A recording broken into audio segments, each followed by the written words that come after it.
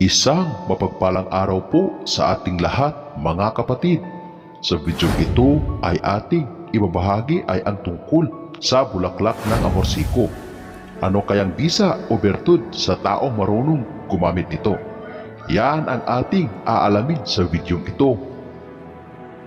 Pero bago ang lahat ng yan, kung bago ka pa lang sa channel na ito at gusto nyo ang mga ganitong usapin, ay inaanyayahan ko kayong pindutin ang subscribe button at ang bell icon nang sa ganon ay lagi kayong ma-update sa tuwing may bago tayong upload.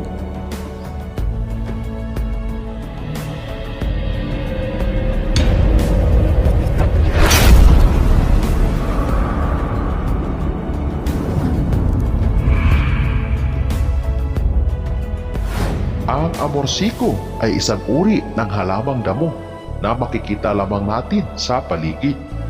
Kadalasan ay kinakain lamang ito ng mga hayop. Kapag tayo ay namamasyal sa kagubatan o sa lugar na maraming damo, ito ay kumakapit sa ating mga damit dahil kung saan-saan lamang ito tumutubo o nabubuhay. Sinasabi ng may mga alam na ang bulaklak nito ay mabisang gamit sa halina o gayuma. Sinasabi na pwede ito gamitin sa panggayuma upang maakit ang iyong napupusuan o sa iyong mga nakarelasyon para mas tumibay pa ang iyong pagsasama.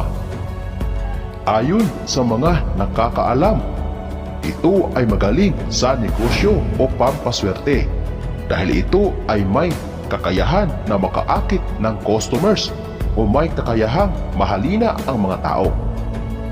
Pero ang tanong, paano nga ba ito magagamit bilang panghalina o gayuma? Maghanap lamang po ng bulaklak ng amorsiko at ilagay ito sa lagayan na may takip. Kumuha lang ng kaunti o insakto sa lagayan na iyong gagamitin. Pag nailagay nyo na po ito sa lagayan ay lagyan ito ng pabango. Kahit anong pabango po ay pwede. At kapag ikaw ay aalis ng bahay ay dapat magpabango ka po gamit ang bulaklak ng amorsiko na nilagyan mo po ng pabango nang sa gayon ay mahalina ang tao sa iyo. At kung ikaw ay may nililigawan ay magpabango ka din bago kayo magkita o magkausap nang sa gayon ay maaakit o mahahalina siya sa iyo. Gawin lamang ito ng may pananalig at paniniwala. At syempre, sabayan din ng pagdarasal nang sa gayon makuha mo ang bisa nito.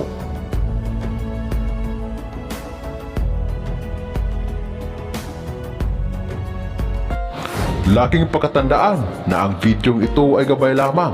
Nasa inyo pa rin kung ito ay iyong paniniwalaan.